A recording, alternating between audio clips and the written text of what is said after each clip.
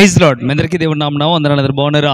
ఈరోజు ఉదయకాల సమయంలో దేవుడు మనతో మాట్లాడుతున్న మాట కీర్తన గ్రంథం 125వ కీర్తన 1వ వచనాన్ని మనం ధ్యానం చేద్దాం. యెహోవా యందు నమ్మకం ఉంచువారు కదలక నిత్యము నిలుచు సియోను కొండవలే ఉందరు. దేవుని యొక్క వాక్యం తెలియజేస్తున్న మాట ఏంటయ్యా అంటే, దేవుని యందు నమ్మకం ఉంచిన వారు కదలకుండా నిత్యము నిలుచు సియోను కొండవలే ఉంటారు.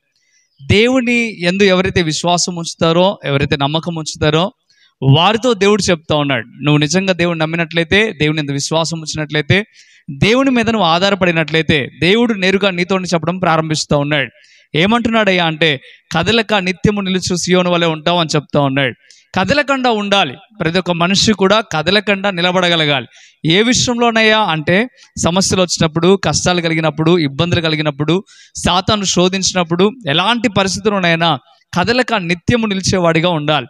కదలక నిత్యం నిలవాలంటే ఖచ్చితంగా మనకు సపోర్ట్ అవసరం. ఒక చెట్టును చూడండి, భూమిలోకి కూరుకుపోయినప్పుడు మాత్రమే అది కదలకుండా ఉండగలుగుతుంది. అంటే భూమి దానికి సపోర్ట్గా ఉందని అర్థం. అదే రీతిగా ఒక మనుషుడు కదలకుండా ఉండాలి అంటే ఖచ్చితంగా దేవుని సపోర్ట్ చాలా అవసరం.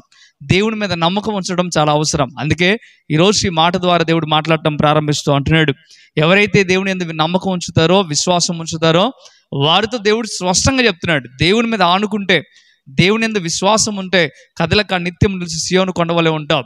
నువ్వు సమస్యలు రాగానే కృంగిపోతా ఉన్నావేమో, బాధలు రాగానే ఇబ్బంది పడిపోతా ఉన్నావేమో, ఆ రీతిగా ఉండక విశ్వాసంతో నమ్మకంతో ఉండు. ప్రభు తప్పక ఈ మాటలు నీ జీవితంలో ఫలింపజేస్తాడు.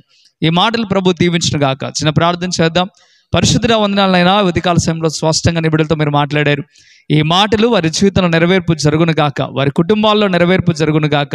మీరే కాచి కాపాడండి అయ్యా. కదలక నిత్యము నిలిచి సియోను కొండవలే నిబిడలు ఉండడానికి సహాయము దయచేయండి అయ్యా. మీరే దీవించి ఆస్వాదించి వారి పనులన్నింటిలో మీరు తోడుగా ఉండమని యేసు నామమున వేడుకుంటున్నాం తండ్రి. ఆమేన్, ఆమేన్.